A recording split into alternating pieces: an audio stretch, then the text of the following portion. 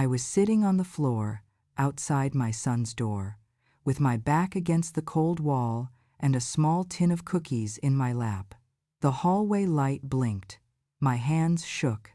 My tasbih slipped through my fingers, one bead at a time, like the small prayers falling from my mouth. I could hear the cartoon voices from inside. I could hear my grandchildren laughing. I could not hear my name. I pressed the bell again. When the intercom crackled, my son's voice came through. "Mama, please, not today." I swallowed and forced a smile, even though he could not see it. "I brought soup," I said. "And your favorite bread. I won't stay long." His voice dropped, careful and tired. "Rania doesn't want. She says you make her anxious. Mama, please go. I'll call you." A child's feet ran to the door and stopped. I heard a whisper, "Is that Grandma?" Then I heard the soft sound of a hand covering a small mouth. The lock did not open. The hallway smelled like fresh paint and old dust. A neighbor stepped out, saw me sitting there, and turned away quickly, pretending not to see how heavy a door can be, even when you are only looking at it. My forehead rested against the tin box. I felt its dented edge against my skin.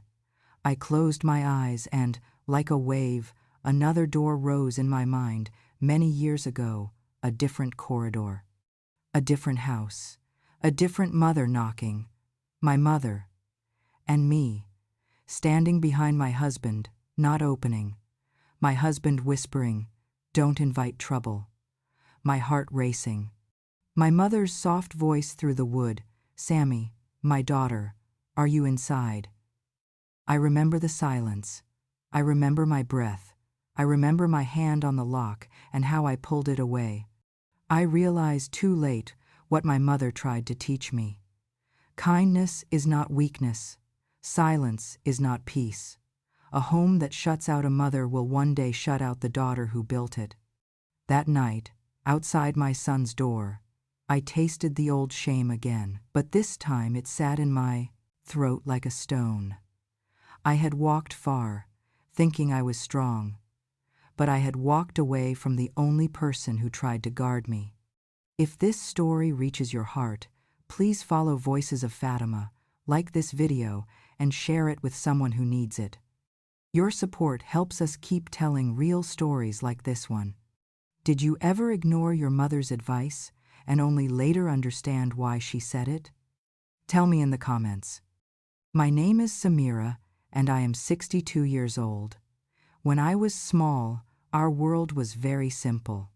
We lived in a narrow street where the morning light fell like thin gold on the stone steps. Our window looked over a little courtyard where a jasmine plant climbed the wall like it had something patient to say. The adhan would rise from the mosque at dawn, soft at first, then strong, holding the air in place. That sound was the rope that tied our hearts to the day. My mother, Khadija, woke before everyone. She would put the kettle on and let the water sing. She folded her prayer mat with care, not like cloth, but like a friend. I would see the steam from the tea and feel the warmth on my face as she blew on her cup and smiled at me. "Come, little moon," she would say, "bring your small worries to Allah." She never spoke fancy words. She kept simple truth in her mouth, like a date she did not want to waste. Our home was 2 rooms, a small kitchen, and a roof where pigeons landed, and left like they were also guests. On the roof, Mama hung our clothes, and I would chase my shadow. She worked as a seamstress from our kitchen table. Her sewing machine made a sound like a humble drum, steady, patient. She measured with her eyes and hands. People said she had baraka in her fingers. She would stitch joy into a dress and peace into a sleeve. My father died when I was 8. I remember only his smile and a coat that smelled like rain. The day he died, Mama sat on the floor, her back straight, tears running but voice calm. "Allah took what belonged to him," she said softly, and He will leave what we need. That was my mother. She broke, but she broke with dignity. She always told me, Sabr is not a face without tears.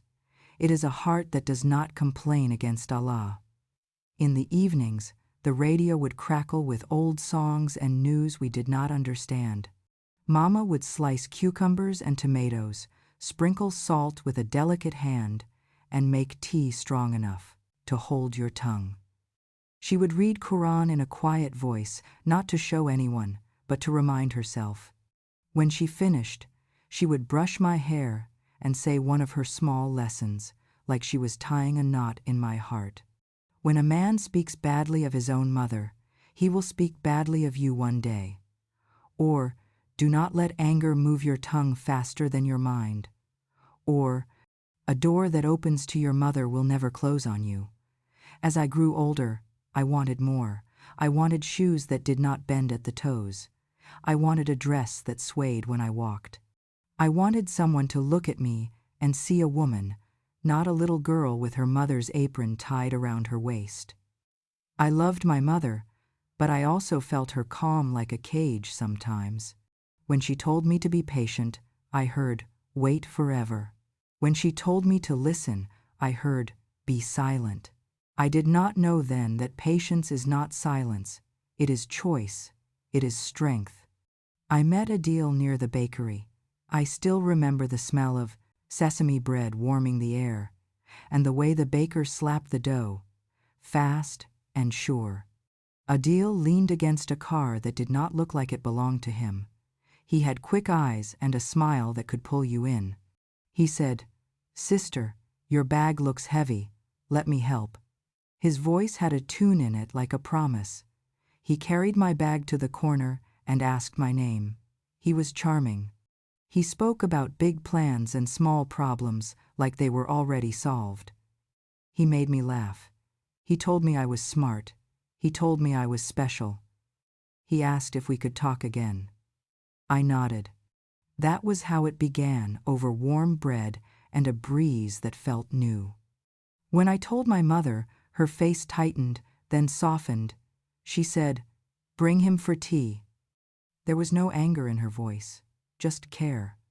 Adil came with flowers that looked too bright in our small room. He complimented the curtains and called my mother Auntie with sweet lips. He took the cup of tea with both hands like a respectful man. But when my mother asked him about his prayer, he smiled and said, "I pray in my heart." When she asked about his mother, he rolled his eyes and said, "She is difficult." He laughed. Most old women are. That night, my mother's hands moved slowly as she folded a scarf. "Sami," she said, using the name she kept for me from childhood. "Listen to the quiet words of a man more than the loud ones. If his prayer is only in his mouth, it will never reach his hands. If his mother is difficult now, you will be difficult later." I felt heat rise in my chest. I loved this man. Or maybe I loved the way he made me feel seen. "Mama, you are too strict," I said. "He is kind. He is modern." My mother smiled a sad smile. "Modern is good for machines, not for hearts," she said. "A heart needs truth. It needs fear of Allah." I looked away. Her words felt like a hand on my shoulder when I wanted to run. I was young and hungry for a different life. I thought I was choosing courage. I was choosing noise. Adil and I married 6 months later. It was a small wedding, but it felt big to me. The women ululated, the men clapped. My dress was simple, cream with little beads that caught the light like stars. Mama moved like a quiet river among the guests, checking plates, fixing scarves, touching my face when she thought no one saw.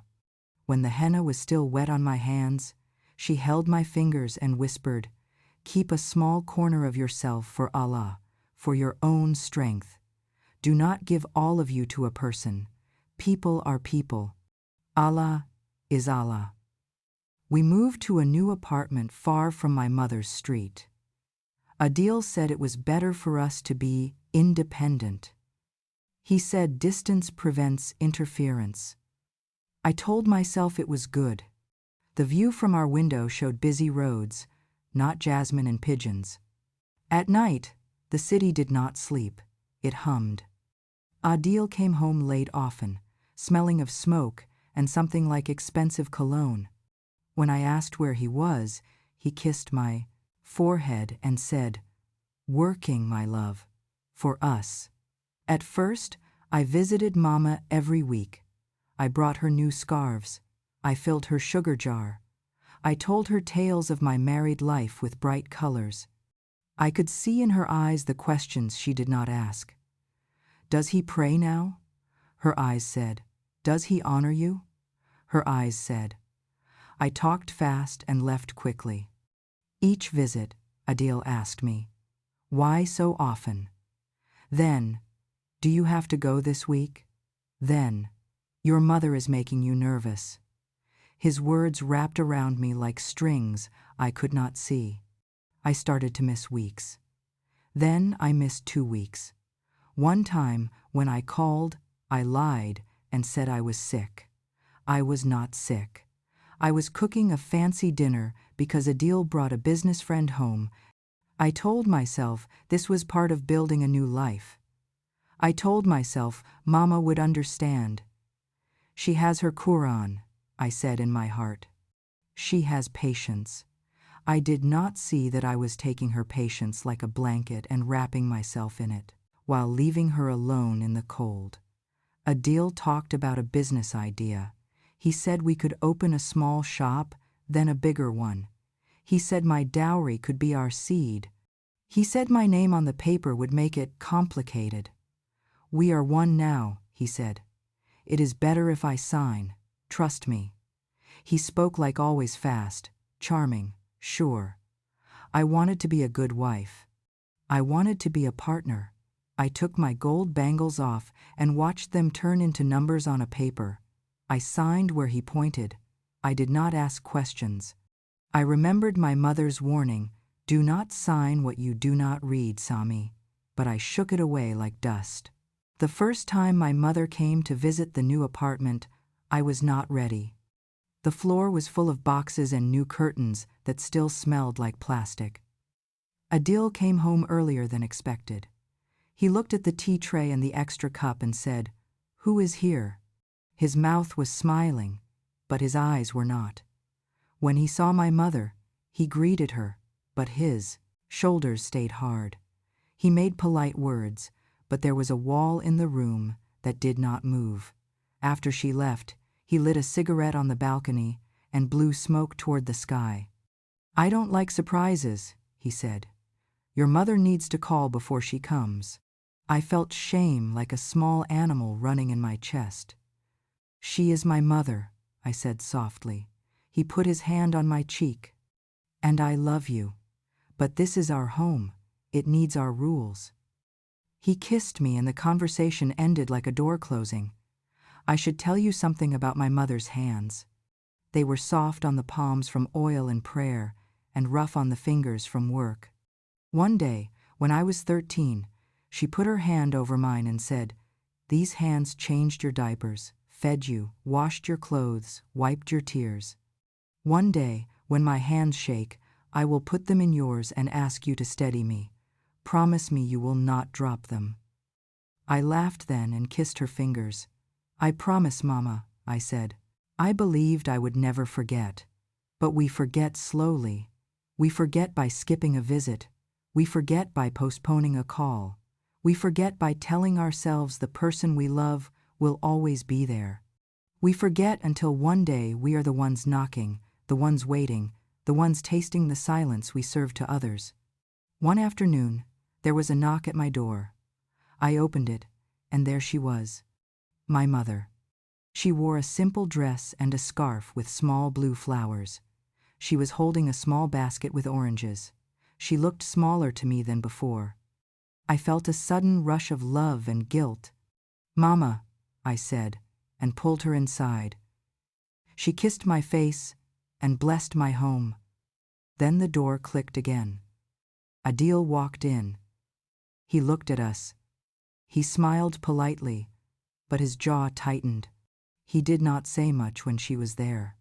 After she left, he said too much. You cannot have her coming whenever she wants, he said. We have a life. We have plans.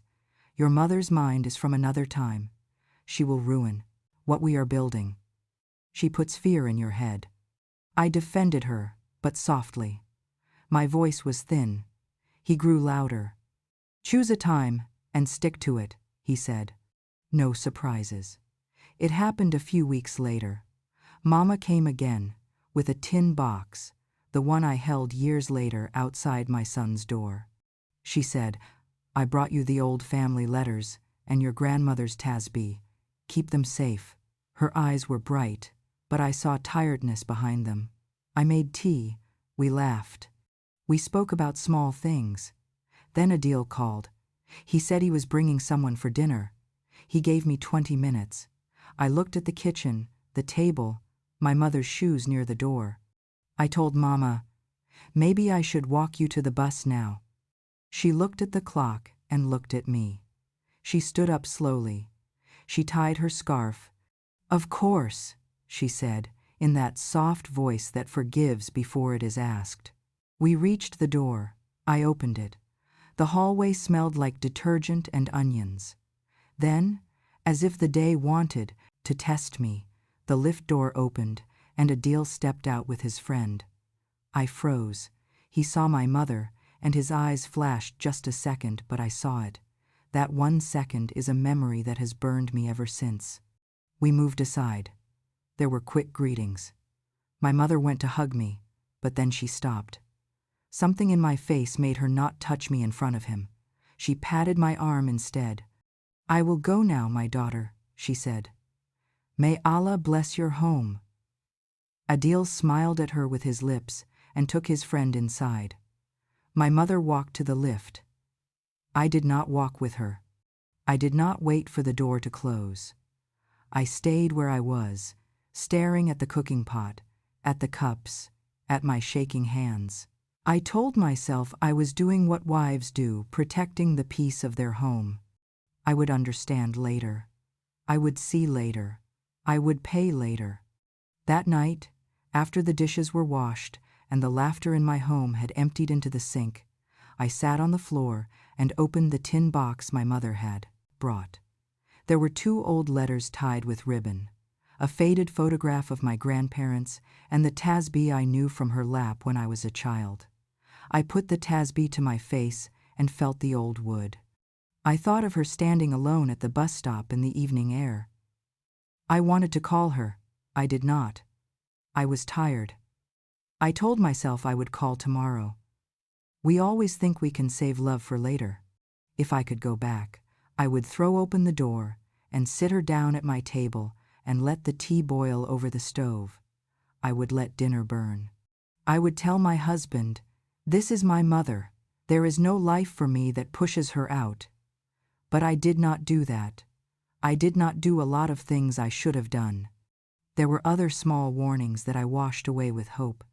Adil said my small inheritance should go into his account for ease.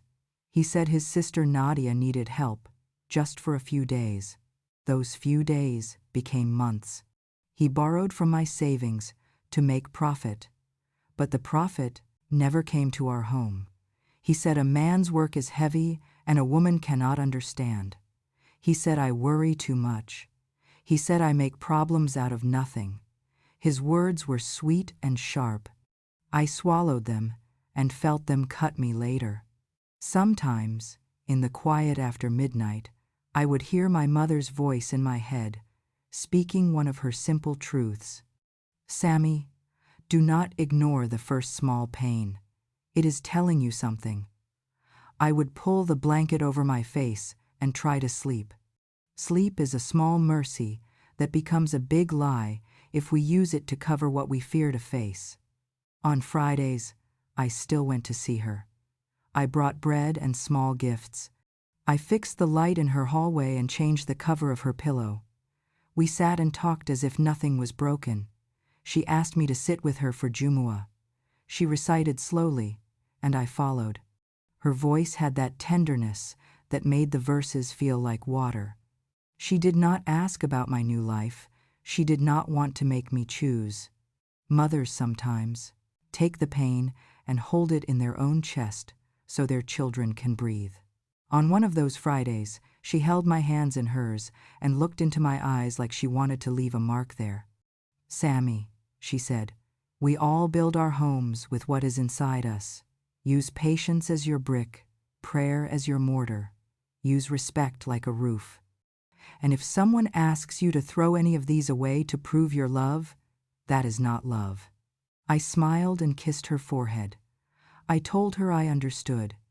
I did not yet. The day she gave me the key to her flat, she said, "Keep it, for just in case." I felt insulted. "Mama, you think I will forget you?" She smiled. "We all forget in small ways," she said. "The key is for the day you remember." Years passed, and one day I would need that key. But that is for later. For now, let me leave you with this picture. A small kitchen, the smell of tea and lemon, the soft sound of Quran from a radio, my mother's hands on my face like a blessing. And me, young, stubborn, proud. On that day, Allah sent me a warning with a kind face. I turned my head away because I thought I knew better. I did not know life saves its lessons for when they hurt the most. The first year of marriage passed like a movie I wanted to keep watching, even when I knew some scenes were wrong. I told myself I was learning how to be a wife. I told myself love means compromise. I folded my worries and put them in the back of the drawer. Adil was beautiful when he wanted to be. He brought me a red rose for no reason one Tuesday and left it in a glass of water on the kitchen counter. He put a new song on the radio and spun me around until I laughed. He also left his socks on the table. He also used a word that cut deep and then said he was joking. He touched my face in the morning with a finger full of sunshine, and he touched my arm at night with a grip that said, "Listen." He told me he had found a small shop to rent. He said we could sell home goods, simple items, make steady profit. He asked me to go with him to see it. The shop had a metal shutter and dust on the floor. It smelled like old cardboard and the memory of someone else's hope. He kicked a box and said, "We will paint this. We will make it ours." I admired his vision. It looked like a future I could walk into. He asked me to bring my gold. "Just for now," he said. "Until we start making money." I looked at my bangles. They were not worth a kingdom, but they were the weight of my mother's love when she gave them to me. I remembered her hands, her small smile, her words, "Keep a corner of yourself." I looked at Adil's eager face. I wanted to be a partner. I wanted him to be proud of me. I took the bangles off and put them in his palm. He kissed my forehead. "You will not regret this." We opened the shop. I cleaned the shelves and stacked plates. I learned how to smile at strangers and wrap items in paper just so. I gave discounts to old ladies who reminded me of my mother. Adil stood at the door and welcomed men with loud voices. He clapped a friend's shoulder and laughed too hard. He made promises to suppliers with the same ease he made promises to me. At night, he came home late. He said he was meeting someone important. He said the police stopped him for nothing. He said a friend was in trouble and needed a drink. He smelled like cigarettes and a kind of perfume I did not wear. I asked small questions. He gave me big answers that went around like a circle. I learned to walk in that circle without losing my place. I got pregnant at the end of that year. I remember the day I knew. The morning light fell across the kitchen floor in strips, and I felt a soft flip inside me like a bird turning in its nest. I touched my belly and whispered, "Assalamu alaikum, little one." When I told Adil, he lifted me off the ground and spun me again. "A son," he said. "I can feel it." I laughed and told him maybe a daughter. He frowned, only a second, then smiled. Healthy, that's all. Pregnancy was a small happiness wrapped in fear. My mother told me to rest. She said, eat dates, say Bismillah before every bite, keep your mind clean. She sent me a little jar of oil to rub on my back. I wanted her near. I wanted her to sit with me, to tell me the old stories. Adil said he didn't mind her visiting sometimes, but the rule was his. Call first, he said. Keep visits short. I agreed because I chose peace that did not feel like peace. One night, in my 4th month, Adil came home angry. He said a supplier had cheated him. He slammed a drawer. The drawer cried like a small animal. He said my face looked like a question mark. He said, "Don't look at me like that." I said, "Like what?" He laughed and called me dramatic. He asked where the papers were. I said I had left them in the shop. He shouted. My heart jumped. I stood up too fast, and a pain shot through me so strong I grabbed the table. The room tilted. I saw his face go white.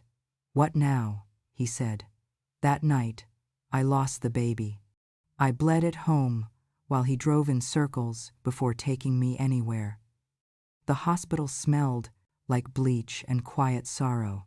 A nurse touched my shoulder and said, "Insha'Allah, you will have more." I cried without sound. I looked at the ceiling and told Allah I accepted His will. I did accept it, but I also felt like a door inside me had closed, and I did not hear the click. When we returned, Adil held my hand for a minute and said he was sorry. The next day, he asked me to open the shop again because we cannot fall behind. My mother came with soup and water. She knocked. I hesitated. I heard my husband moving in the living room. I opened the door a crack. She peeked in and saw my pale face.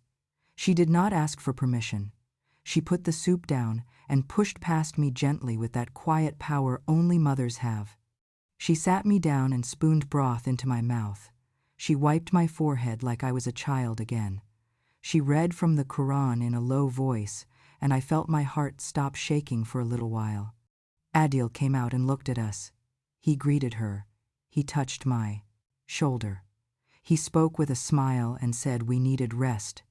He said visitors were not good for me. He said, "We are fine. We need privacy." My mother stood. Her face changed only a little.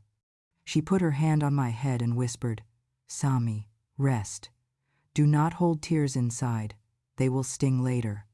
When she left, I felt like someone turned off the light. I wanted to do something to make myself feel strong. I started to keep a small envelope hidden in a book on the shelf.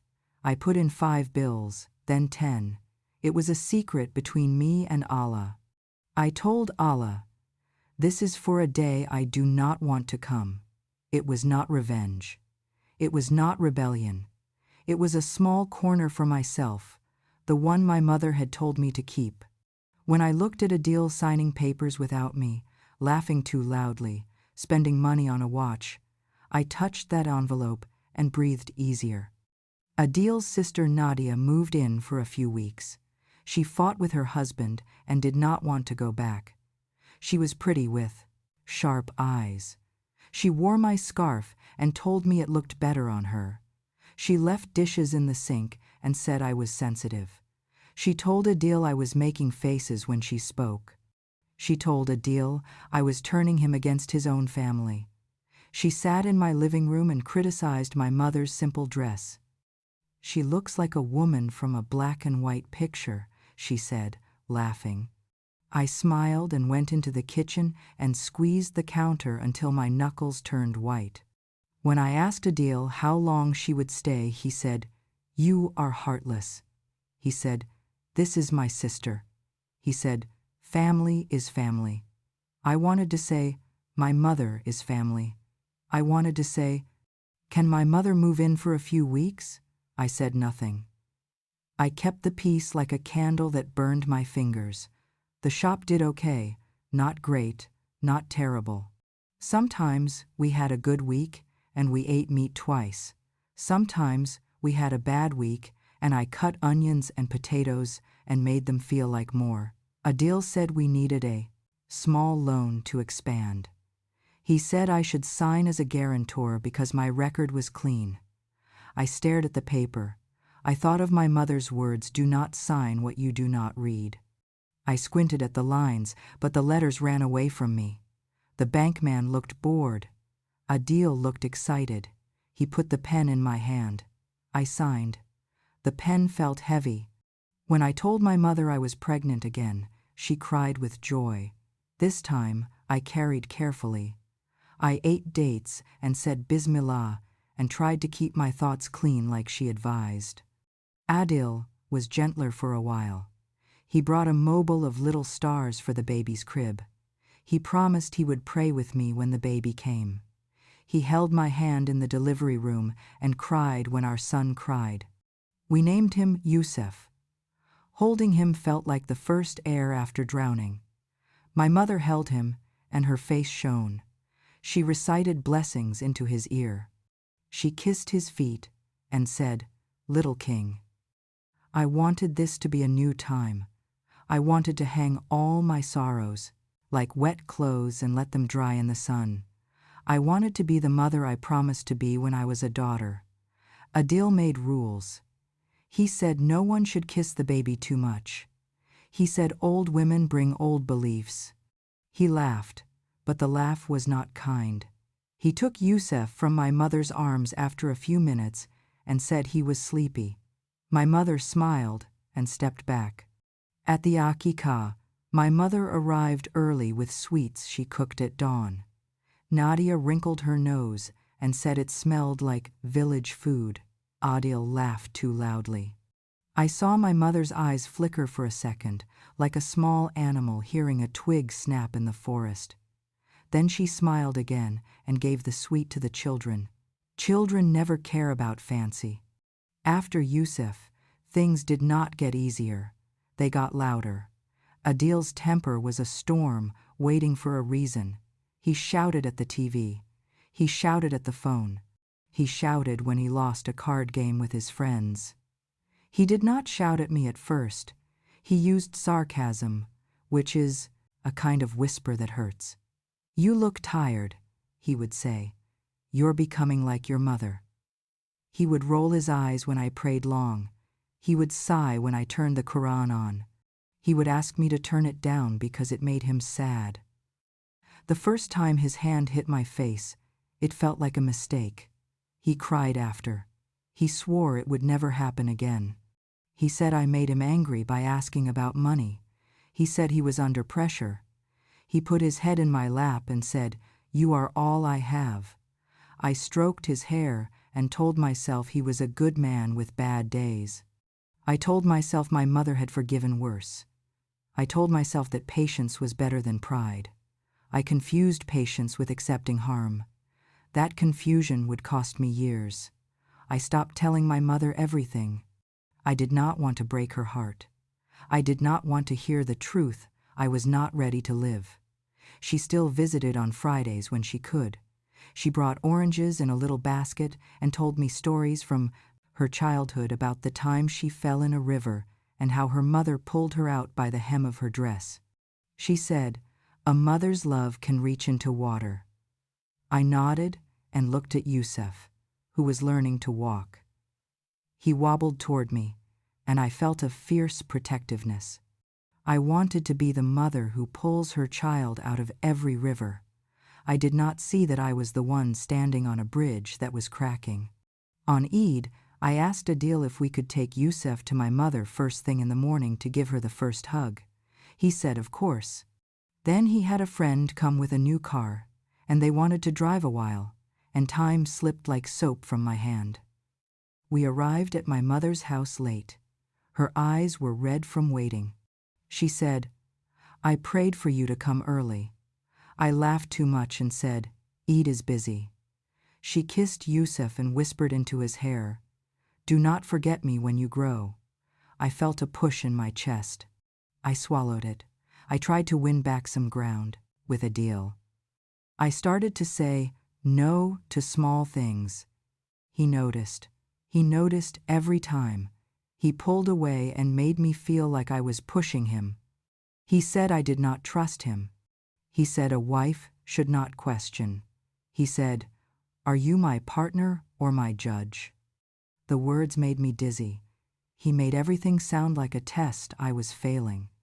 I started to hide in my own house, avoiding the corners where the arguments liked to sit. One day, I followed him.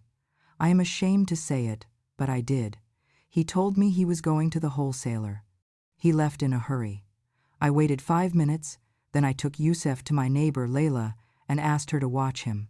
I walked fast, heart beating like a drum. I kept to the walls. I told myself I was foolish and turned around twice, but I could not stop. I saw him meet a woman near a cafe. She wore bright lipstick and a laugh that came out like a bell. She touched his shoulder.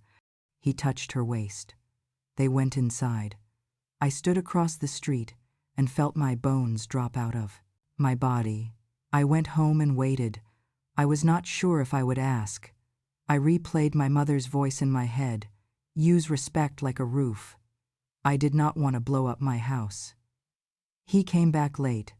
He smelled like the wrong perfume again. He looked at my face and froze. "What?" he said. "What now?" I said. "Who is she?"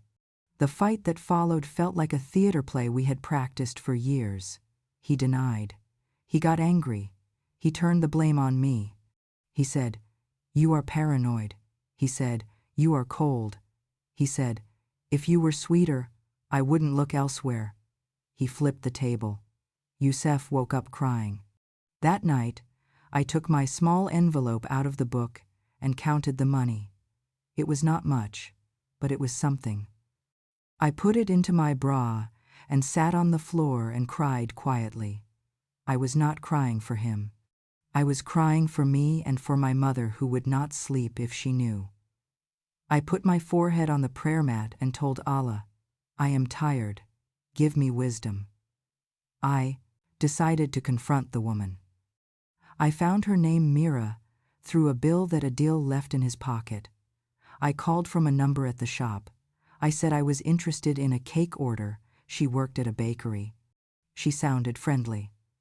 I went to the bakery with a scarf tight on my head and a firm heart. I bought bread. I looked at her eyes. I said, "Do you know Adil?" She blinked. She half smiled. "Who wants to know?" I said.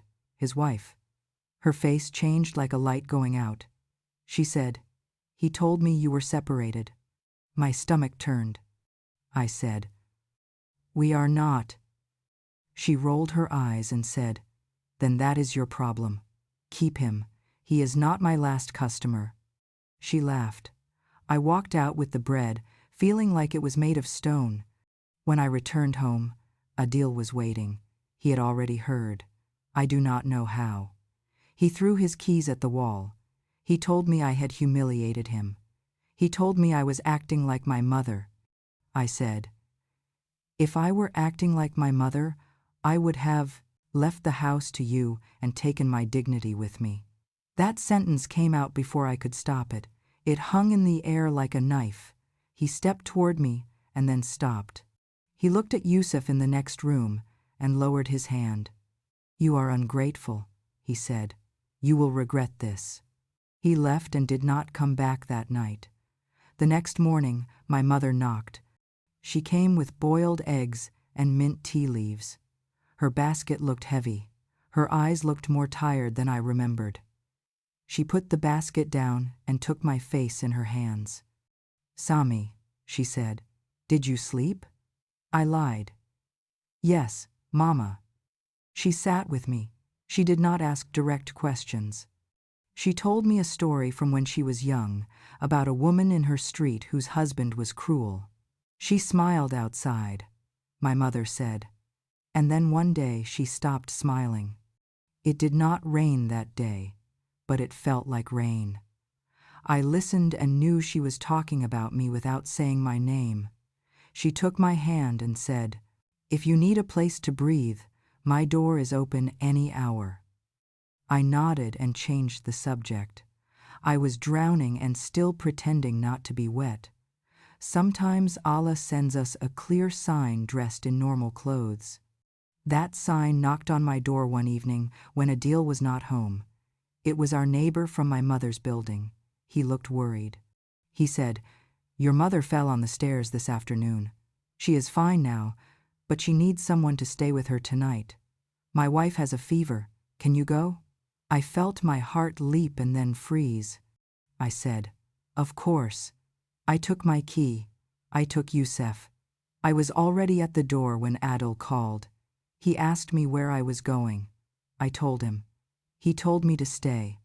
He said he had someone coming with important papers. He said he needed me to sign. He said my mother was fine, with or without me. His voice had that tiny thread of steel in it that I knew too well. I stood still. I looked at Youssef's sleeping face in the stroller. I looked at the neighbor who shifted foot to foot. I heard my mother's voice in my head. "A door that opens to your mother will never close on you." I told Adil I would go for 1 hour and return. He said, very quietly, "If you go now, do not come back tonight." My fingers trembled over the lock. I did not go. I hate that line. I did not go.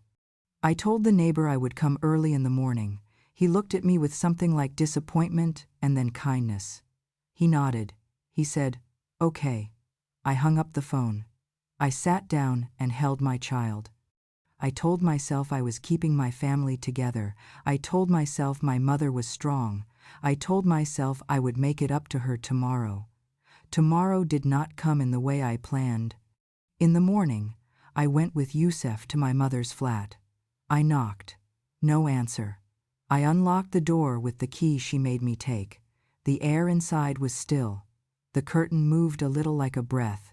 On the floor near the prayer mat, my mother lay on her side, her hand still on her chest. The tasbih was in her fingers, her face was calm. She had left this world between one breath and another while she was doing what she loved. I dropped to my knees. I called her name softly, then loudly. I shook with a deep, heavy crying that did not sound like me. I called an ambulance. I called the neighbor. I held her hand until they came. I pressed my forehead to hers and promised too many things too late. In that hour, time broke open and showed me everything I had done and not done. Every door I had kept closed, every tea I had not shared, every call I had postponed. It all rose up like a tide and covered me. I whispered to Allah through my tears, "Forgive me, forgive me, forgive me." I called Adil. He said, "Inna lillahi wa inna ilaihi raji'un." He said it in a tone I did not like. He arrived and took over the phone calls. He acted organized. He spoke to the imam. He spoke to the men who carried the body. He told me to sit. He told me to drink water. He put his hand on my back while talking to someone else about how strong I was. I felt like a guest at the worst event of my life. We buried my mother the next day. The sun was too bright. The air smelled like dust and perfume. I put my cheek on the soil and felt the cold. I remembered her voice, her hands, the stories, the small lessons that were now huge. I looked at the women around me who touched my shoulder and said, "May Allah give you patience." I thought, "Do not give it to me. I do not deserve it." But Allah gives without checking if we deserve. That is His mercy. My mother had always said, "Allah's mercy is bigger than your mistakes." I held that sentence like a rope. After the funeral, people came to our home. They ate, they cried. They spoke of my mother's goodness. They said she would pray for others before she prayed for herself. They said her hands were light. They said her heart was wide. Adil stood at the door like a host who knew how to direct traffic. He told me to smile for guests. He told me to rest when I felt faint. He kissed my head twice in front of people and walked away when they turned. At night, When the house was quiet and the dishes were stacked, he sat at the table with a calculator. He said we had to return some money to his cousin, who helped with the funeral costs. He said we were tight this month. He asked me where I kept the small savings I used to keep for emergencies. I felt my heart stop. I had moved the envelope to a different book recently, afraid he would find it. I lied. I said I had spent it on the funeral. He looked at me with a long stare. He did not push. He smiled and said, "We will manage." The next week, the bank called. I had missed a payment on the loan I had signed for. I did not even know a payment was due. The man spoke fast. I apologized. I went to the shop to talk to Adil. He waved me away. He said he would handle it. He did not. I started to receive letters with red stamps. I hid them under the mattress. Hiding only delays the fire. I went to my mother's apartment to clean it. I opened the windows and let the air move around. I touched her scarves and smelled her on them. I sat on the floor and read her old letters, the ones in the tin. One letter was from my grandmother to my mother when she was young. It said, "I am far, but my heart is near. Keep your door soft." I cried again. Then I wiped my face and told myself I would do better now. I would be a better daughter in the way I live for Allah, since I could no longer do it for her. When I returned home, my front door was ajar. Fear moved through me like cold water. I went in. Drawers were open. Papers were scattered. The book where I kept the envelope lay on the floor. The envelope was gone. Adil came out of the bedroom holding a shirt. He looked distracted. He said the landlord came and wanted to see the contract. I looked at the mess. I looked at him.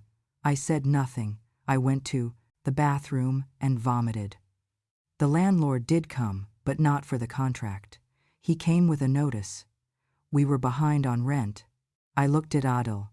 He said business was slow. I said we needed to make a plan. He said I was negative. He left. I stood in the hallway with the paper in my hand and felt something in me harden and something else soften. The hard thing was my resolve. The soft thing was my pride. I took Yusuf to my mother's flat and sat on the floor. I thought of moving there for a while. I looked at the familiar light on the wall. I touched the patch of floor where she used to pray.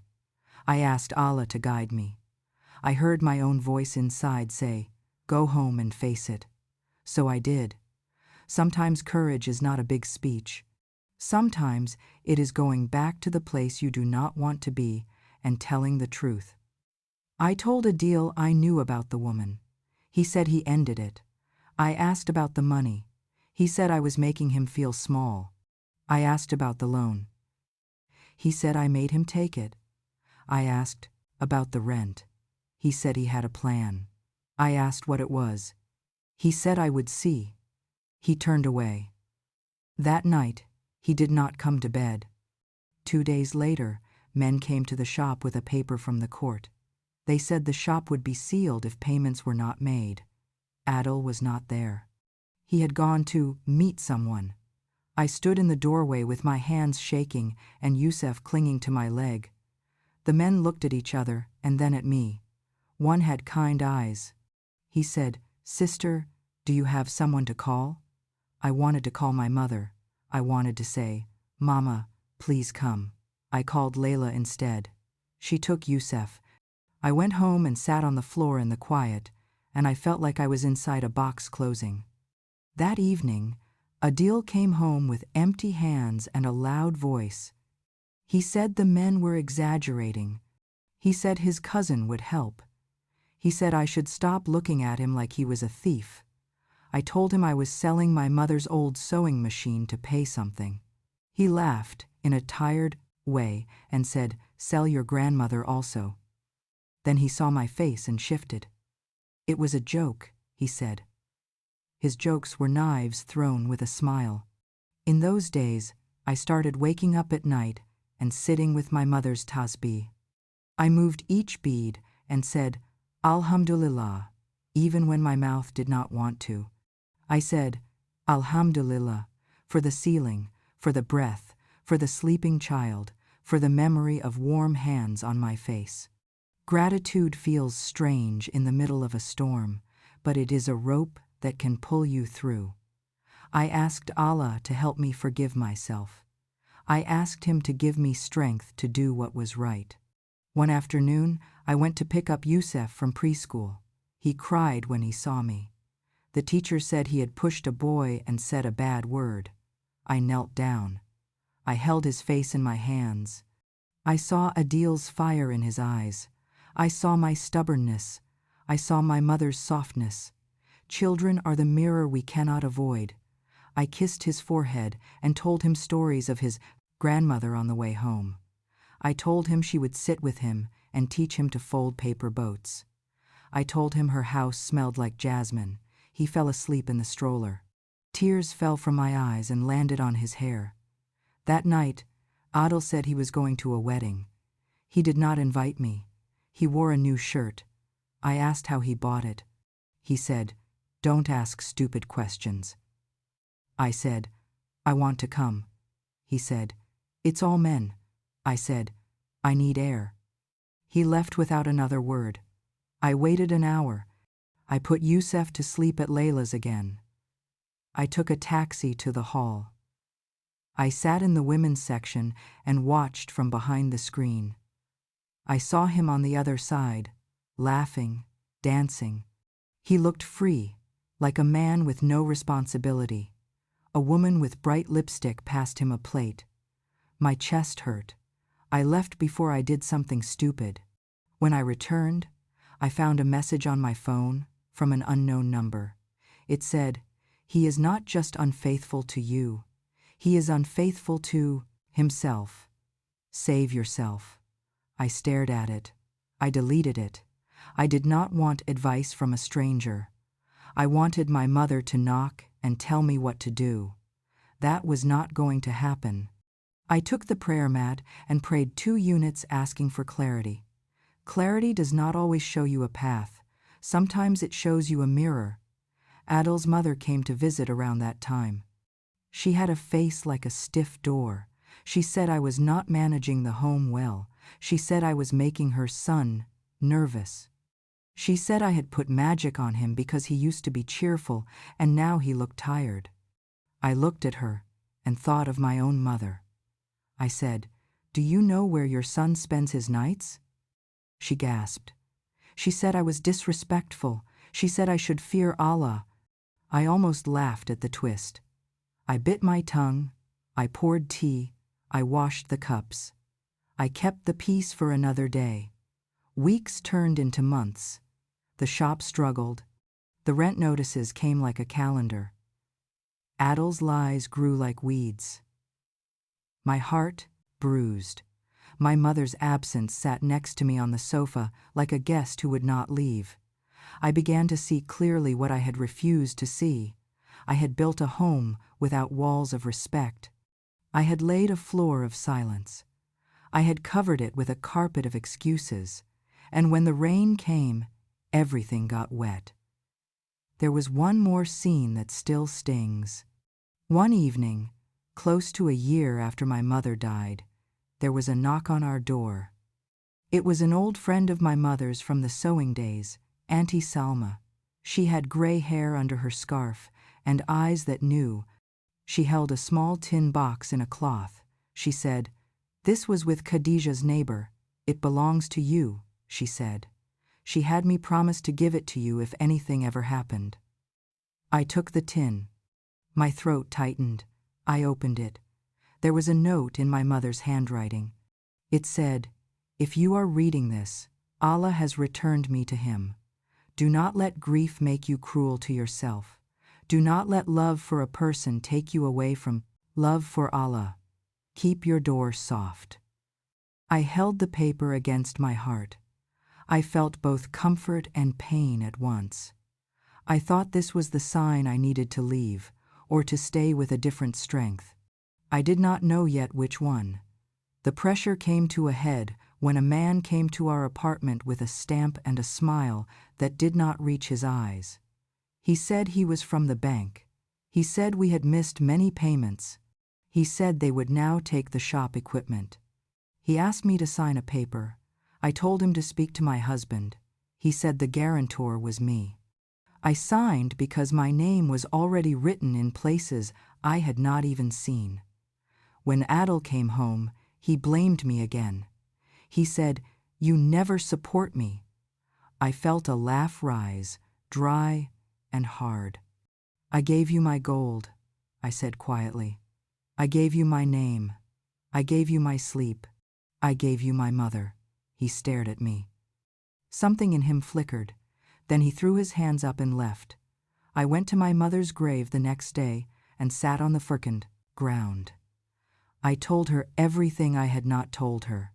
I told her I was empty. I told her I was sorry. I told her I would try to be brave. I told her I would not close my door to anyone who knocked with love.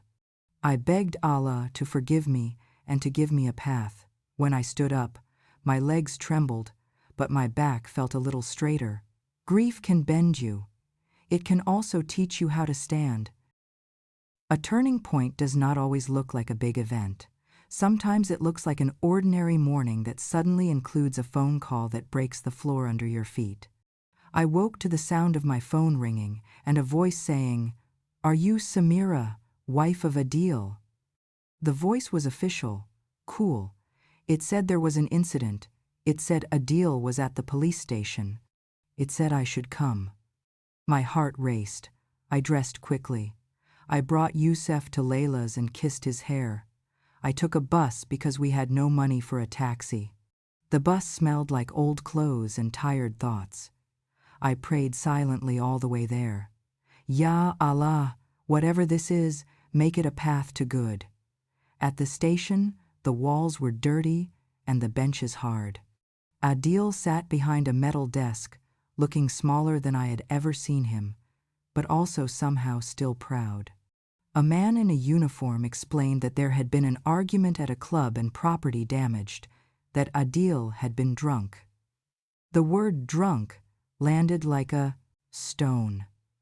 I stared at him. He looked away. The officer said there would be a fine. He looked at me like he had seen this story many times. He asked if I could pay. I did not have the money. I had my mother's old sewing machine and a little gold ring she left me that I had not yet sold. I thought about selling the ring. It was the last piece of her on my hand. I took it off and looked at the small dent it had made on my finger over the years. I felt sick. Adil looked at me and said, "Please." His eyes were wet. He was my husband. He was also the person who had broken me 3 times over. Mercy and anger wrestled inside me. In the end, I paid. I sold the ring for less than it was worth. I held the money like it was poison and handed it over. Adil walked out free, shaky, embarrassed, promising change. He did not look me in the eye. The sun outside was too bright, and I felt like the world was shouting at me. We walked in silence. He said, "Don't tell anyone." I said, "Who do I have to tell?" He flinched. He said he would pray, he would fast, he would sell the shop if he had to. He said he would be better. He said he was scared. I believed him for 2 days. On the 3rd day, I found a receipt for another bar in his pocket. This time, I did not confront him. I stood at the sink and let the water run and said, "Ya Allah, I am done with words." I decided to leave. I decided to go to my mother's flat for a week with Yusuf and let the quiet teach me. I packed a small bag. I took clothes and a family picture and the tin box. I took Yusuf's little cars. I wrote a note for Adil that said, "I need space. We will be at my mother's. I will not block your relationship with your son, but I will not be hit by your words or your hands anymore. If you want us, come with repentance and with a plan. May Allah guide us." I felt both fear and relief. I did not make it to the door. Adil came home early. He He saw the bag. He went cold. He asked where I was going. I told him. He said I was threatening him. I said I was protecting myself. He said I was poisoned by old ideas.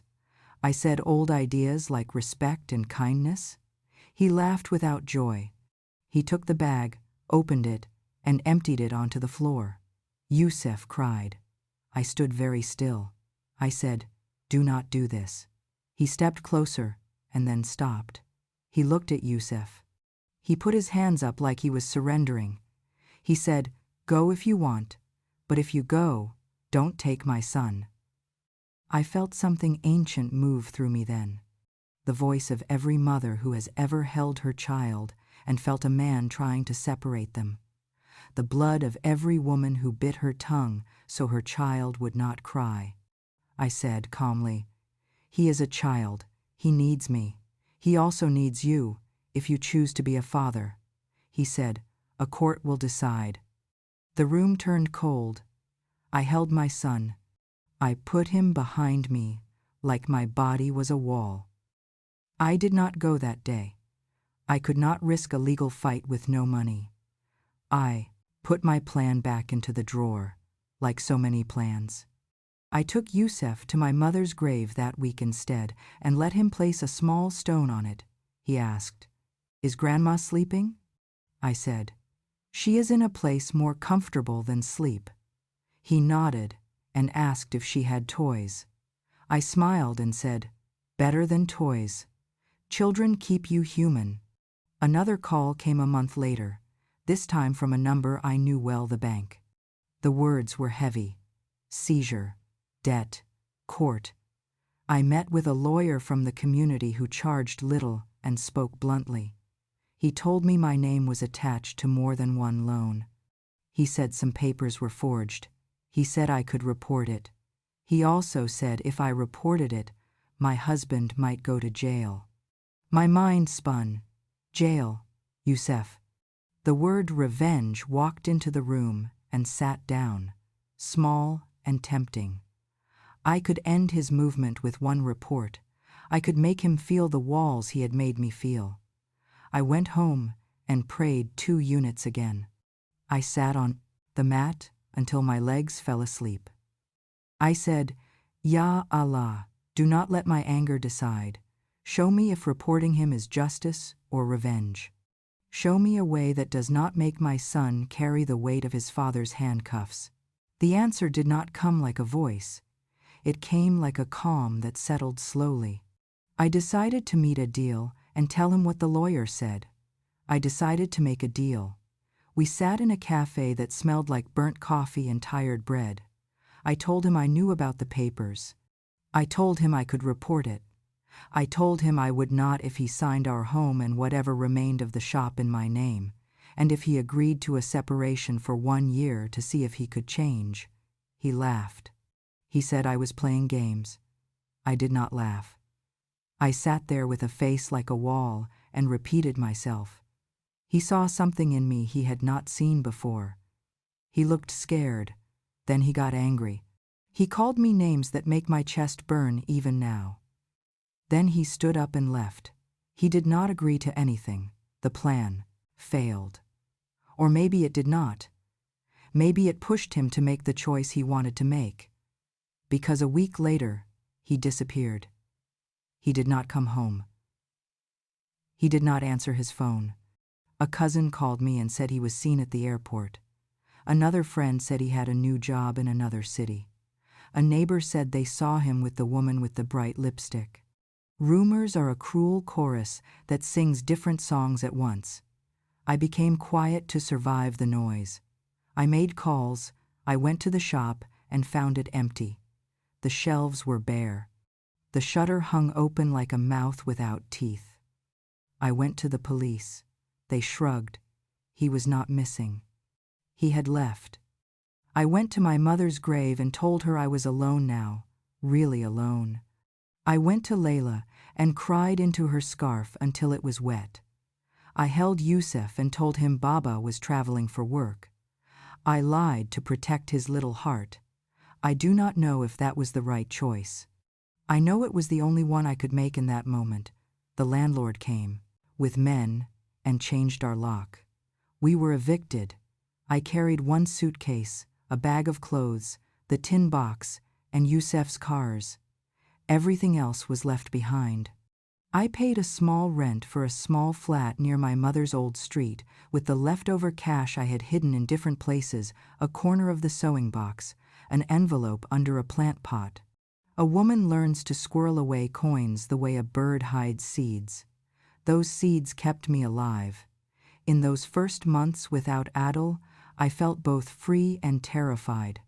Freedom is heavy when you are not used to it. I learned to sleep without someone's shadow. I learned to shop with small coins. I learned to fix a leaking sink by watching a video on a neighbor's phone. I took in sewing. I sat at the machine my mother left me and made dresses for Eid. I hemmed pants and patched elbows. The sound of the needle was the sound of my new life starting, slow and steady. The community did what communities do. Some helped, some judged, some watched. The Imam's wife brought me rice and her quiet presence. A woman from the shop row whispered, "I always knew he was no good." Like that helped me. A man at the corner store told me to be careful without a man, as if danger wears a male face like a uniform. I learned to smile politely and lock my door with a second lock. Adil called once from a number I did not know. He sounded far away and tired. He said he was sorry. He said his new job was hard. He said he would send money. He did not. He asked to speak to Yusef. He told our son he loved him. He told him to be good to me. He hung up quickly. The call left a bruise of hope that took too long to fade. I made a choice. I chose to forgive him in my heart without letting him back into my life. Forgiveness is not a door you open for a person to walk back through and repeat the harm. Forgiveness is a key you use to open your own chest and take out the anger before it rots you from inside. I told Allah, I forgive him for me, not for him. I told my heart to move forward. Some days it listened, some days it did not. Yusef grew like a plant that stretches toward light. He asked about his father less and less. He stopped sleeping with his hand on my arm. He learned to ride a bike in the alley with a bent wheel. He started school and came home with drawings of houses with big windows. He put small stones on my mother's grave and told her about his day in a loud voice. He fell in love with reading. He found a book about trains and slept with it under his pillow. One day, when Yusef was 7, I watched him closing the door gently behind a neighbor who had brought us soup. He checked the lock. He made sure the chain was set. He touched the frame and looked at it like a thing that mattered. I felt a cold wind of memory. Doors. Always doors. I heard my mother's voice again. I promised her silently that my door would be soft for those who came with love and firm for those who came to harm. Years passed, like pages turning. Adil did not return. The court processed our separation without him. I became both mother and father. I made lunches and decisions. I saved coins in a jar and wrote my name on bills. I learned to fix the machine when the thread tangled. I learned to take a breath before reacting when Yusef broke a glass or told a lie. I learned to apologize when I was wrong. My mother's lessons became real only when she was no longer there to explain them. When Yusef was 15, he started to pull away, as boys do. He rolled his eyes. He closed his door. He hated my soup. He wanted a phone and a brand of shoe we could not afford. He got a part-time job to pay for it. He came home smelling like sweat and pride. He talked about a girl named Rania in his class. He grew tall and quiet. He loved me, but he wore his love inside his jacket pocket where no one could see it. I tried to keep him close without choking him. I told him stories of his grandmother. I showed him the tin, box, and the letters. He skimmed them and said, "Old people wrote a lot." I smiled and did not give a lecture. If I had learned anything, it was that lectures are doors that slam in faces. Stories are windows. The turning point of my whole life, the moment that still defines me, came not with Adil's betrayal or even with my mother's death, but with a night when two worlds met at my door. It was the anniversary of my mother's passing. I had cooked her favorite soup and made tea with mint like she liked. I had placed the tasbih on the table. I had planned to pray for her and tell Yusuf a story about her. He said he had to study for an exam. He closed his door. I did not push. I set a bowl for him anyway. There was a knock at the door. My heart jumped, thinking of my mother, then settled with the memory. I opened the door and found a woman about my age, tired eyes, scarf slightly crooked, holding a small boy by the hand.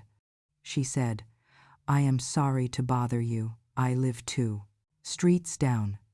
My husband is not himself tonight. We had to leave. Can we sit for a while?" I stared at her. I felt my own past in her face. I moved aside without a second thought. I brought them in. I gave the boy soup. I gave her tea. I did not ask too many questions. I let her know this door was soft for her. Her shoulders lowered. She cried a little. She laughed at the boy's jokes. She relaxed enough to talk. She said her name was Nawal. She said her husband drank sometimes. She said she had nowhere to go because her family was far and proud. She said, "I felt silly knocking on a stranger's door." I said, "You knocked on the right one." I said it without pride. I said it with a pain that knew the price of closed doors. When they left, I stood in the hallway a long time and stared at the place where my mother once stood, tin in hand, before I sent her away. I closed the door gently. I asked Allah to accept this small thing as a gift for my mother's soul. I asked Him to write it down for me as a step toward the woman I should have been all along. The last part of that night was a small scene, but it was the knife that carved the final shape of who I am. I took the bowl of soup and went to Yusuf's door. I knocked softly. I opened it a little. He did not look up. I said, "It is your grandmother's soup." He said, "Later." His voice was not cold, just focused. I put the bowl on his desk and turned to leave. He said, "Mama?" I turned. He said, "You know Rania?" She asked, if I want to meet her parents. My heart skipped. I smiled. I said, "Tell me about her." He told me small things. I listened. I felt joy and fear, both intense. I knew I would need all my mother's lessons soon. The next morning, a letter came by mail addressed to me. It was from a lawyer in a different city. It said Adil had died in an accident. There were no other details. My heart stopped, then started again with a strange calm. Life had already separated us long ago. Death just closed a curtain. I sat down and whispered, "Inna lillahi wa inna ilayhi rajiun." I prayed for his soul. I asked Allah to forgive him. I asked Allah to forgive me for the times I responded to cruelty with cruelty in my heart. He left nothing. No money, no note, no explanation. He left a son who barely remembered him and a woman who had learned strength the hard way. He left a trail of hurt that would never be fully cleaned. He also left me free from a certain fear, and that is a gift. I took my mother's tasbih and moved the beads and thanked Allah for endings, even sad ones, because endings are also beginnings.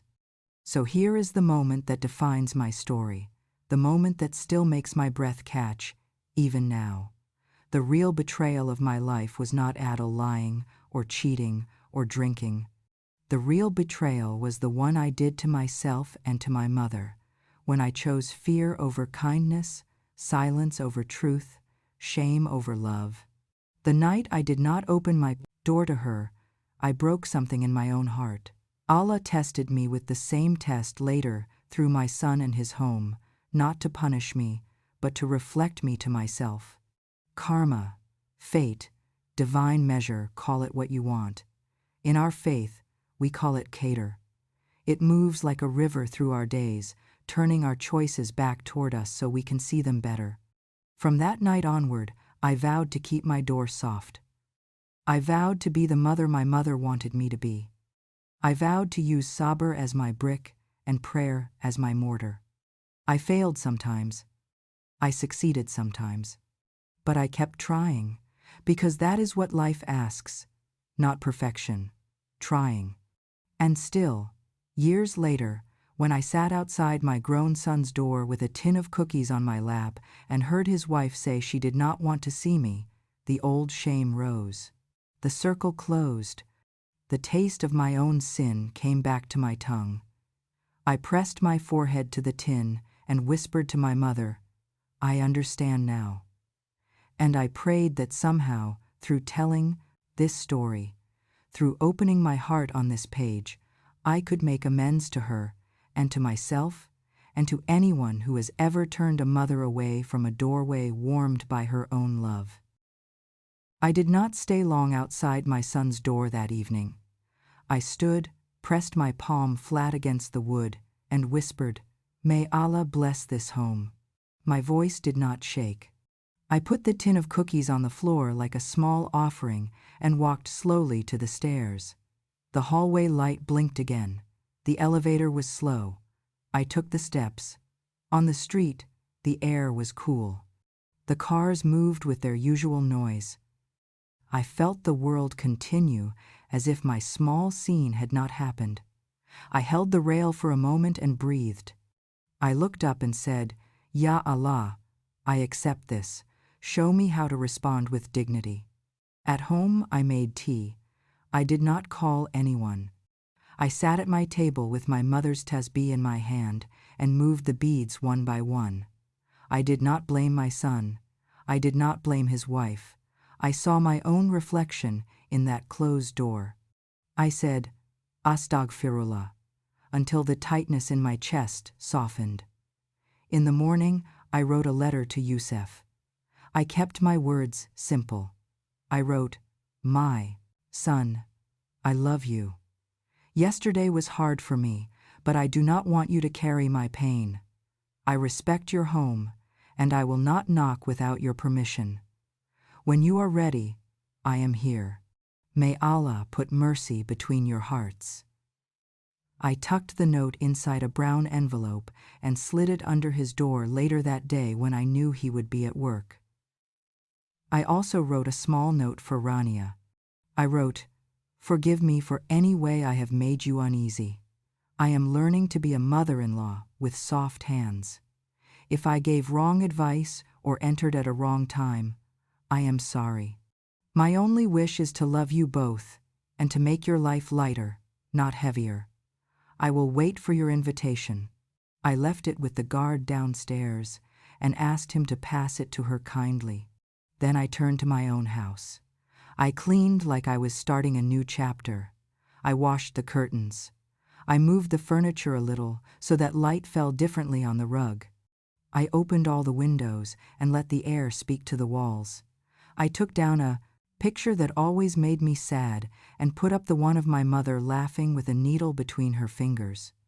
I told myself, "Your life is not a waiting room for someone else's door to open." That week, I went to the masjid more often.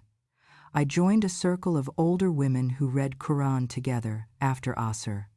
We sat in a small room with soft carpets and a low hum.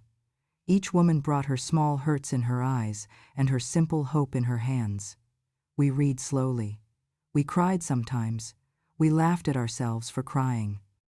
We reminded each other that Allah sees the inside of our hearts, not just our faces. I also started something I had always dreamed of but never did. I opened my living room every Saturday morning for a small sewing class. I called it Khadija's Corner. I put a little sign on my door made from cardboard and gold thread. I invited young women from the neighborhood. Some were brides, some were students, some were new mothers with babies on their hips. I taught them how to hem a dress, and how to hold fabric without forcing it. We drank tea and shared stories. I told them small things my mother used to say, not as a lecture, but like a spoonful of sugar. I did not talk about my closed door to anyone except Allah. I held it inside like a fragile cup. I did not want to turn my son into a story that people chewed on. I protected him, even when I hurt. This protection gave me a new strength. I remembered how my mother used to protect me from her own pain. Maybe this was a piece of her lesson too. 2 weeks later, Yusef called. His voice was careful. He said, "Mama, I got your letter." He paused. I let the silence be a soft place, not a pressure. He said, "I love you. She is sensitive. Sometimes you arrive with many ideas, and she feels like she is being graded. I think she is scared to make mistakes." I took those words into my chest like someone placing eggs in a basket. I said, "I understand." I told him I was sorry for coming, with heavy hands. I promised him I would call before I visit. He sighed with relief. He said, "Thank you, Mama." I did not ask to come right away. I waited.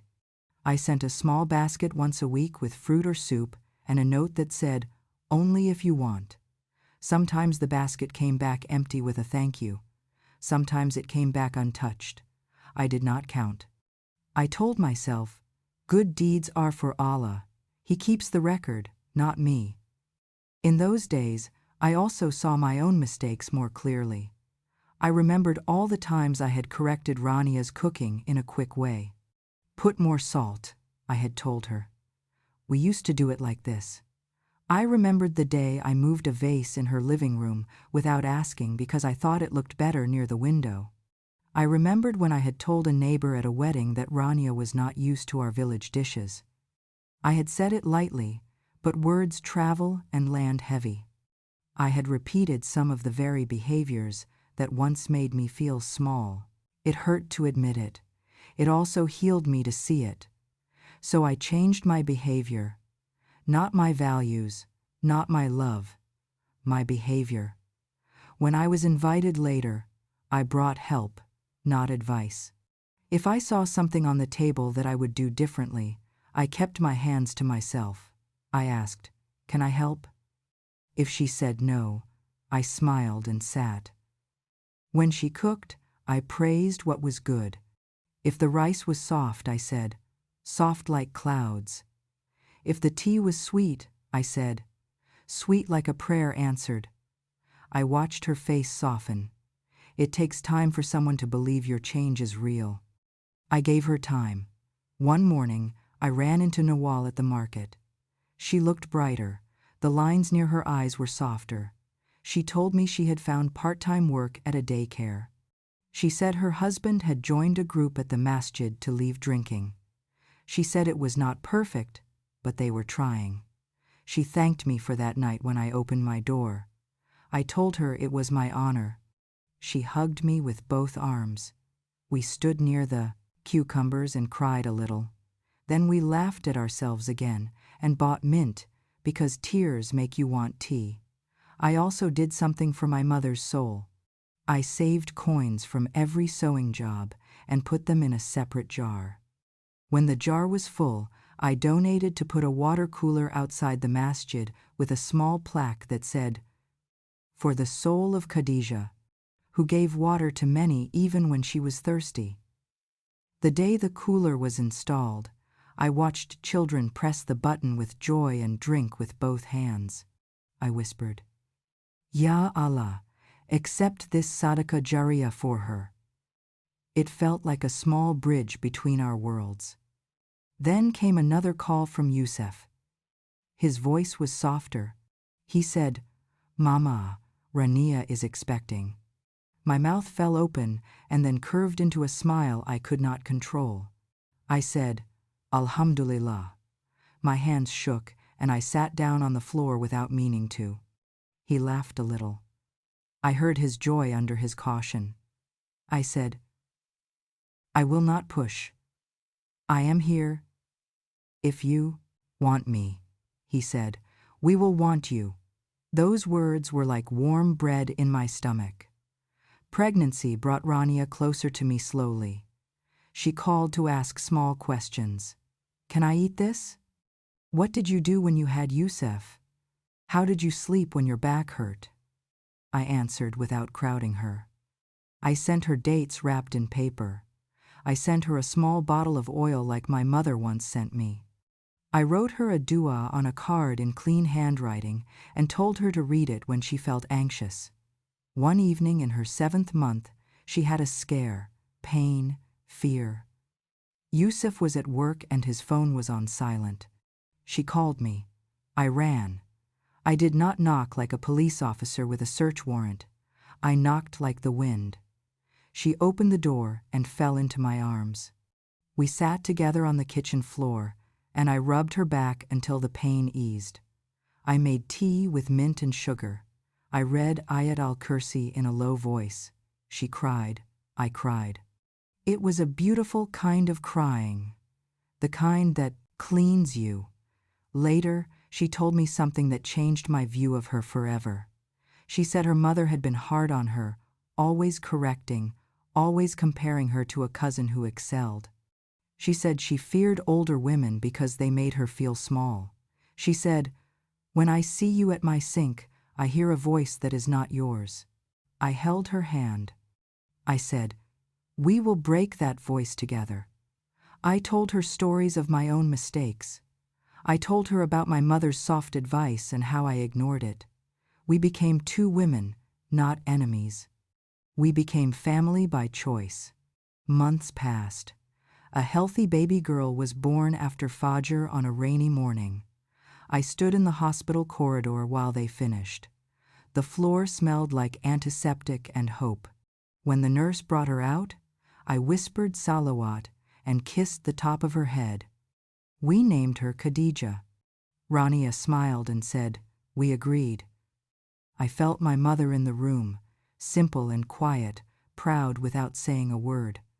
I held the baby, and she grabbed my finger with a force that surprised me. "Strong," I said, "like all the women who came before you." In the months after the birth, I stayed near, without being heavy. I came when invited. I left before I was asked to leave. I washed dishes without comments. I changed diapers with a smile. I stocked the freezer with soup and left without waiting to be thanked. I prayed in their living room quietly when it was time, and I invited them gently if they wanted to join. Sometimes we prayed together. Sometimes we just breathed in the same space and let the peace sit. One afternoon, while I was holding little Khadija so Rania could shower, I heard the small voice of my son in the hallway. "Mama?" he said. I looked up. He stood at the door of the nursery with a look I had not seen since he was 10 and had broken a plate. "What is it?" I asked. He put his hand on the door frame. He swallowed. He said, "I am sorry about that day when I asked you to leave. I should have handled it better." I stood and crossed the room. I put my palm on his cheek. "You were protecting your home," I said. "You were doing what I once asked your father to let me do." "I understand now," he cried.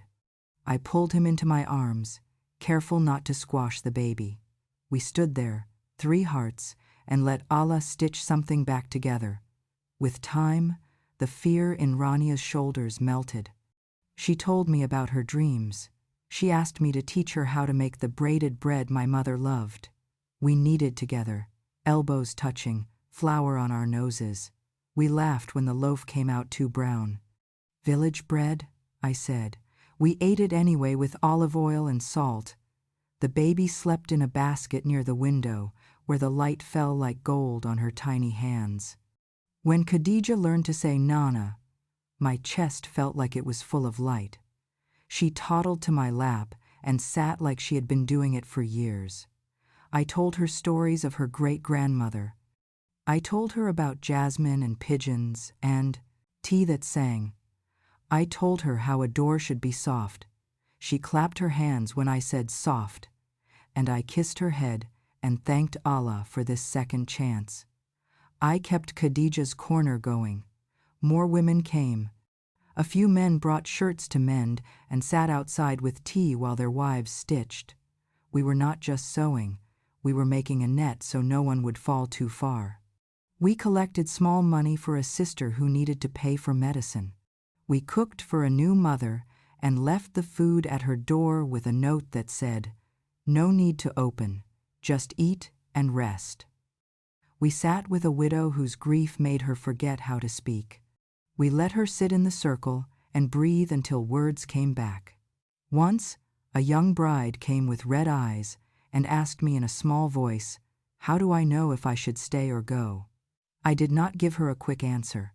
I told her my story, piece by piece, the parts that teach and the parts that still hurt. I told her to listen to Allah in her night prayers, to seek safety, first, to ask for wisdom. I connected her with women who knew the law. I held her hand.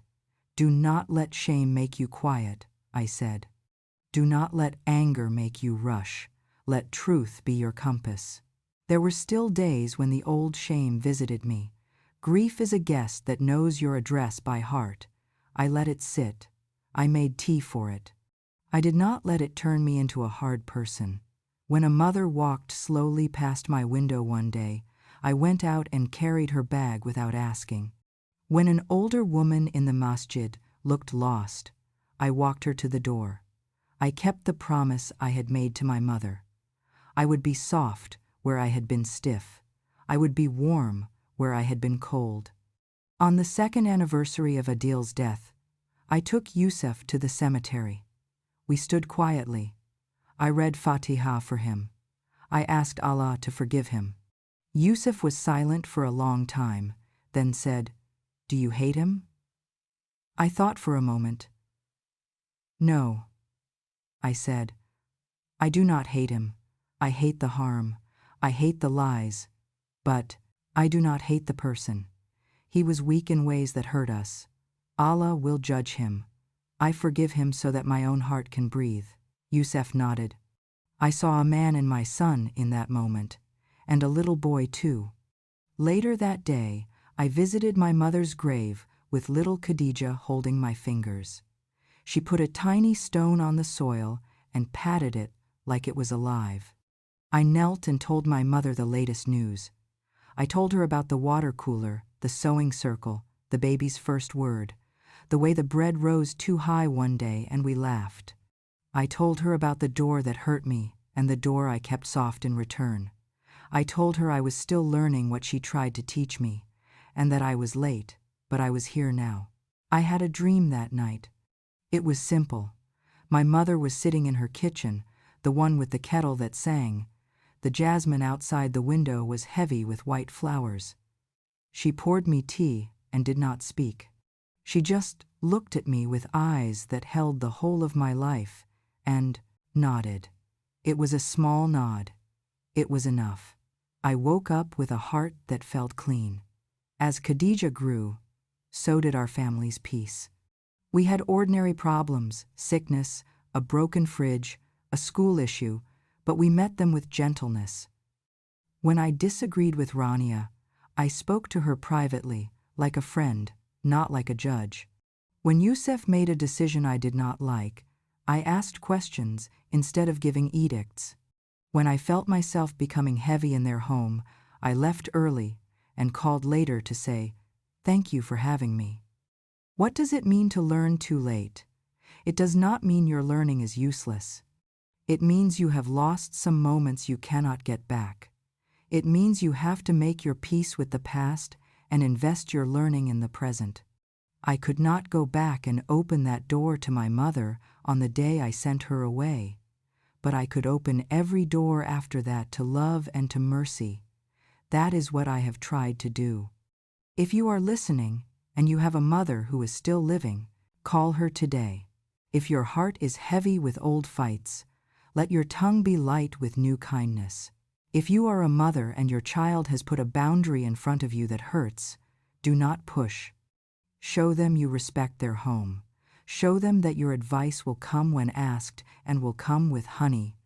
And if you are a husband who thinks distance from your wife's mother proves your strength, know that a man who honors his wife's mother is building a shelter for his own future. Years later, we celebrated little Khadija's 5th birthday in the park. The children ran and the cake melted a bit in the sun. I sat on a bench with Rania and watched. She leaned her head on my shoulder like a daughter. "Thank you," she said suddenly, "for being patient with me." I put my hand on hers. "You taught me patience too," I said. "We learned together." Yusuf brought me a small gift that day, wrapped in plain paper. I opened it and found a key on a key ring with a tiny jasmine flower. I looked at him. My eyes filled. He said, "It is to our home, for emergencies, for the times when we call and you need to come quickly, for peace." I took the key and closed my fingers around it. I did not put it on my chain. I put it in my heart. I said, "I will use it with respect." He nodded. Rania smiled. The wind moved the trees, and it felt like a prayer was traveling through the leaves. I do not know how many years I have left. I am 62, and my knees talk to me when I climb stairs. My eyes blur when I read at night, but my heart is clearer than it was at 20. I know now that strength is not a loud voice. It is a steady hand, a soft door, a prayer at night that no one sees. I know that forgiveness is the only thing that makes a heavy past light enough to carry. When I sit with young women in my living room and they look at me with eyes full of questions, I tell them, do not ignore the quiet warnings from the ones who love you. Do not make your home strong by making it hard. Do not trade respect for modern talk. And if you make a mistake, do not stay trapped in it. Rise, seek Allah, ask for help, and keep your door soft. The day I finally felt peace like a full cup was not a day of big celebration. It was a rainy afternoon when I watched little Khadija draw a house with a big window and a mother and a grandmother holding hands. She put a small jasmine tree near the door. She drew the door wide open. She said, "Nana, this is your house." I kissed the picture and put it on my wall. It hangs now above my sewing machine, whispering to me when I work, "Keep the door soft." My story is sad in many places. It is also full of mercy. If I had not turned my mother away, maybe I would never have learned how it feels.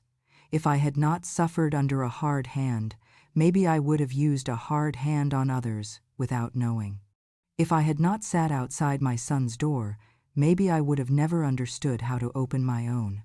Allah writes, our stories with wisdom, even when his pen feels heavy on our hearts. He brings us back to the same lesson until we finally read it. So this is my resolution. I forgive my younger self.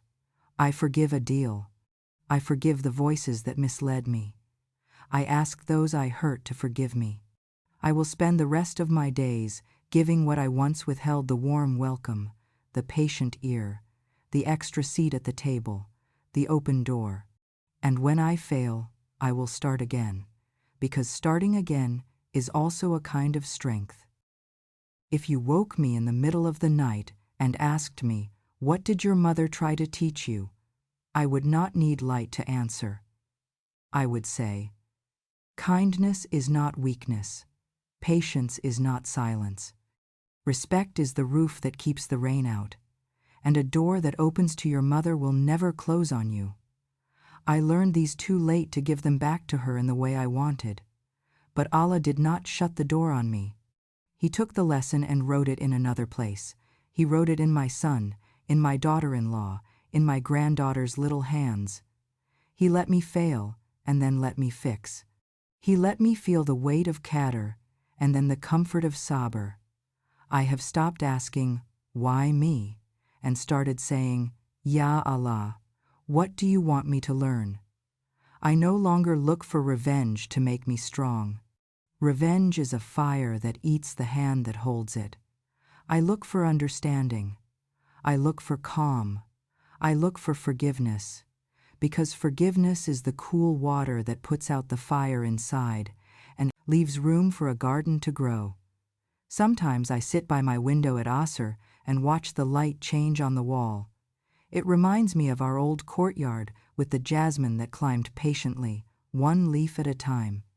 I whisper Alhamdulillah for the tea in my cup, for the little feet of Khadija running in the hallway, for the sound of my son laughing with his wife in the kitchen, for the memory of my mother's voice.